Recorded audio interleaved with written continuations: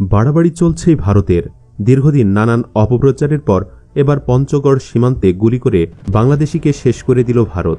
তাতে পশ্চিমবঙ্গ সীমান্তবর্তী এলাকায় ড্রোন মোতায়েন করেছে বাংলাদেশ, এমনটাই দাবি করেছে ভারতীয় সংবাদ মাধ্যমে।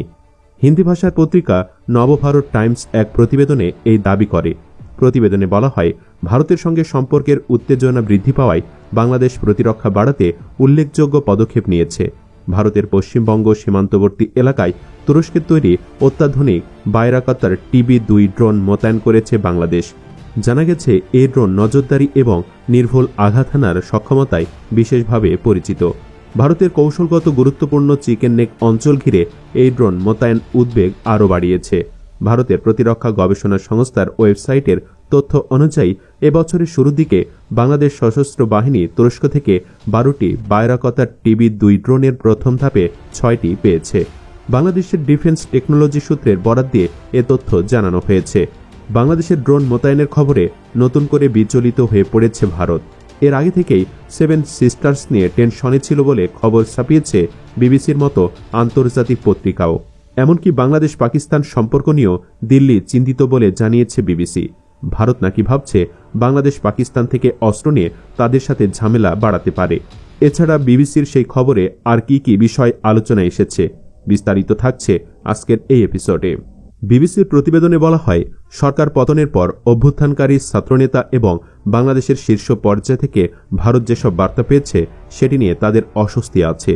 এ বিষয়ে বিবিসি ভারতের OP জিন্দাল গ্লোবাল ইউনিভার্সিটির আন্তর্জাতিক সম্পর্কের অধ্যাপক শ্রী রাধা দত্ত বহুর একটি সাক্ষাৎকার নিয়েছে। সম্প্রতি বিবিসিকে তিনি বলেন, অভ্যুত্থান পরবর্তী সরকার ভারতের কাছে একটি এক্সপেরিমেন্টাল গভর্নমেন্ট হিসেবে বিবেচিত। তাই আওয়ামী লীগের প্রস্থানে ভারতের নিরাপত্তা উদ্বেগ বাড়ছে, যা 2001 থেকে 2006 সময়কালের খারাপ সম্পর্ক ও সহিংস কর্মকাণ্ডের ইতিহাস স্মরণ করায়। বিবিসির খবরে বলা হয়, সরকার পতনের পর অভ্যুত্থানকারী ছাত্রনেতা এবং বাংলাদেশের শীর্ষ পর্যায় থেকে ভারত যেসব বার্তা পেয়েছে সেটি নিয়ে তাদের অস্বস্তি আছে। আওয়ামী লীগ সরকারের আগে ভারতের নর্থ ইস্টে ইনসার্জেন্ট অনেকগুলো ক্যাম্প তৈরি হয়েছিল উল্লেখ করে শ্রী রাধা দত্ত বলেন, এটা নিয়ে একটা আশঙ্কা থেকেই যায়। এছাড়া বাংলাদেশের সঙ্গে পাকিস্তানের সম্পর্কের গতি প্রকৃতি ভারতের দৃষ্টি আকর্ষণ করেছে, কারণ বর্তমান সরকারের সময়ে পাকিস্তান থেকে সরাসরি পণ্যবাহী জাহাজ বাংলাদেশে এসেছে। অধ্যাপক শ্রী রাধা দত্ত বলেন, পাকিস্তান বাংলাদেশের পরিস্থিতি স্বাভাবিক হওয়ার সুযোগ নিয়ে ভারত বিরোধী কার্যক্রম চালানোর চেষ্টা হতে পারে। এছাড়া পাকিস্তান থেকে অস্ত্র কেনার খবর রটাতে ভারতের ভয় বাড়িয়েছে। সম্প্রতি আগরতলায় বাংলাদেশ সহকারী হাই কমিশনে হামলার ঘটনায় ঢাকায় বিভিন্ন রাজনৈতিক দল ও সংগঠন প্রতিবাদ বিক্ষোভ করেছে। জাতীয় নাগরিক কমিটির মিছিলে সদস্য সচিব আক্তার হোসেন শেখ হাসিনাকে ভারতে আশ্রয় দেওয়ার সমালোচনা করেন এবং ভারত বাংলাদেশ চুক্তি পুনর্মূল্যায়নের আহ্বান জানান। সীমান্ত হত্যা ও পানির ন্যায্য হিস্যার ইস্যুতে নতজানু নীতির সমালোচনা করে প্রতিবাদ ও বিক্ষোভ মিছিলে সামনের সারিতে অংশ নেওয়া তাজ নোভা জাবিন বলেন, বাংলাদেশ ভারতের সাথে শত্রুতা নয়, সমমর্যাদার সম্পর্ক চাই। এছাড়া ভারতে বাংলাদেশ নিয়ে প্রতিক্রিয়া বাড়াবাড়ি বলে দাবি করে ঢাকায় বিভিন্ন কূটনীতিক মিশন ও রাষ্ট্রদূতদের ব্রিফ করেছে বাংলাদেশ সরকার। এত কিছুর পরও ভারত স্বাভাবিকভাবেই ভয় পাচ্ছে। অনেক ভারতীয়রা যে বাংলাদেশকে হুমকি ধামকি দিচ্ছে, বাংলাদেশ দখল করতে 2 ঘন্টাও লাগবে না, তারা মূলত আকাশকুসুম চিন্তা ভাবনা করছে, কারণ স্বাধীন দেশে আক্রমণ মুখের কথা নয়। এছাড়া ভারত বাংলাদেশে নজর বাড়ালেই তারা অন্য দিক থেকে মহা সংকটে পড়বে, কারণ তাদের সাথে সীমান্তের অন্যান্য দেশ পাকিস্তান কিংবা চীনেরও সম্পর্ক খুব একটা সুবিধাজনক নয়। অপরদিকে বাংলাদেশ ভারতের সম্পর্ক কেন তাসের ঘরের মতো ভেঙে পড়ার কারণ নিয়ে একটি খবর ছাপিয়েছে। পত্রিকাটি মতে, আপাতত মনে হতে পারে শেখ হাসিনার ভারতে পলায়ন এবং চিন্ময় দাসের গ্রেপ্তারি বাংলাদেশ এবং ভারতের সাম্প্রতিক টানাপোড়েনের উৎস বা কারণ। কিন্তু সত্য হল, এই টানাপোড়েনের শেকড় অনেক গভীরে।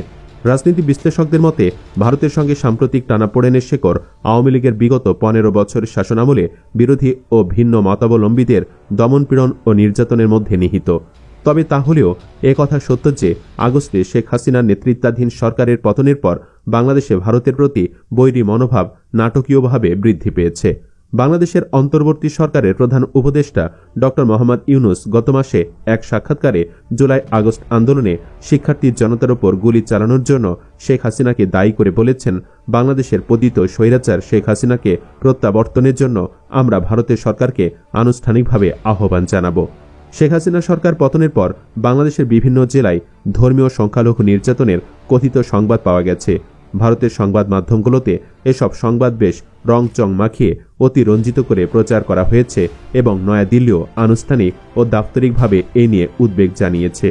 ভারত ও বাংলাদেশের সাম্প্রতিক টানাপোড়েনের এটিও একটি গুরুত্বপূর্ণ দিক, কারণ ডক্টর মোহাম্মদ ইউনূসের দাবি যে বাংলাদেশের ধর্মীয় বিশ্বাসের কারণে কোনো জনগোষ্ঠীর সঙ্গে বৈষম্য করা হয় না।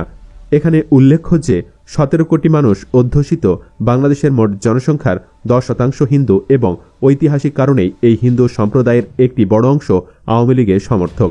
সরকার পতনের পরপর তাদের লক্ষ্য করে বেশ কিছু হামলার ঘটনা ঘটেছে, তাও সত্য।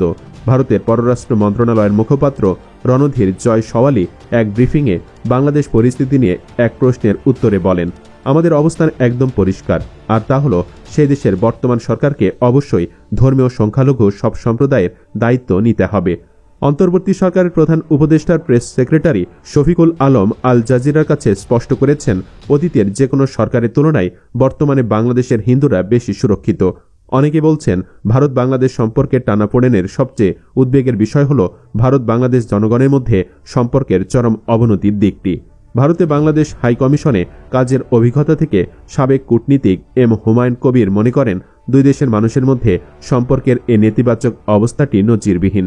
তিনি বিবিসিকে বলেছেন, জনগণের পর্যায়ে সম্পর্কের যে উত্তেজনা তারই প্রতিফলন হল ভারতে বাংলাদেশ মিশনে হামলা এবং বাংলাদেশ জুড়ে প্রতিবাদ বিক্ষোভ। তিনি বলেন, দুই দিকেই কেমন যেন একটা শ্বাস রব মনে হচ্ছে এবং সেটা প্রধানত জনগণ পর্যায়ে। জন উত্তেজনার একটা নতুন জায়গা তৈরি হয়েছে, যেটা কিন্তু আশঙ্কার কারণ। কেন আশঙ্কার কারণ হলো, এতে করে ভারতে বাংলাদেশিদের কোনো হোটেলে থাকতে দিচ্ছে না, সীমান্তে এসে ভারতীয়রা বিক্ষোভ প্রদর্শন করছে বা বাংলাদেশে ঢুকবার চেষ্টা করছে, পণ্য সামগ্রী আদান প্রদানে বাধা প্রদানের চেষ্টা করছে। এগুলো হলো আমার কাছে মনে হয় আশঙ্কার জায়গা। কবির আরও বলেন, ভারত ভিসা বন্ধ করে দিয়েছে। এর মধ্যে দিয়ে সাধারণ মানুষের কাছে মেসেজ যেটা যে ভারত আমার বর্তমান বাস্তবতার সাথে সহযোগী হতে রাজি নয়। মেসেজটা এখনও নেতিবাচক রয়ে গেছে ভিসা না দেওয়ার কারণে। অন্যান্য সার্ভিসগুলো হচ্ছে না, সেগুলো নেতিবাচক বার্তা দিচ্ছে। আগরতলাতে আমরাও অফিস বন্ধ করে দিয়েছি, ওখানেও একই রকমভাবে নেতিবাচক বার্তা যাচ্ছে যে বাংলাদেশ আর আমাদের ভিসা দেবে না। 5 আগস্ট পরবর্তী ভারত ও বাংলাদেশের মধ্যে আলাপ আলোচনার জায়গাটিও সংকুচিত হয়ে গেছে বলে পর্যবেক্ষকরা বলছেন। দ্বিপাক্ষিক সম্পর্ক স্বাভাবিক করতে আলাপ আলোচনা দরকার বলে জানান এম হুমায়ুন কবির। তিনি বলেন, স্বাভাবিক ক্ষেত্রে যে ধরনের সরকারি বেসরকারি জনগণ পর্যায়ে যোগাযোগগুলি হয়, সবগুলি যোগাযোগ কিন্তু স্থবির হয়ে আছে। কাজে এগুলোকে আবার চালু করা দরকার, তবেই আস্তে আস্তে সম্পর্কটা আবার স্বাভাবিক জায়গায় আসবে। তবে বাংলাদেশের জনগণ ভাবছে ভিন্নটা। তাদের মতে ভারতের সাথে কোনোদিনও বাংলাদেশের ভালো সম্পর্ক হবে না, তাই অহেতুক আলাপ আলোচনা করে লাভ নেই। ওদের সাথে ভুয়া বন্ধুত্বের সম্পর্কের থেকে শত্রুতা ভালো। এতদিন হাসিনা মোদির গোলামি করে সম্পর্ক ঠিক রেখেছে, সেটা এখন সম্ভব না বলেও মত তাদের। দর্শক, আপনিও কি তাই মনে করেন? হ্যাঁ বা না লিখে কমেন্টে জানিয়ে দিন আপনার রায়। এখনকার মতো এখানে শেষ করছি। পরবর্তীতে আবারও নতুন কোনো তথ্য নিয়ে হাজির হব নতুন কোনো ভিডিওতে ইনশাআল্লাহ। ধন্যবাদ।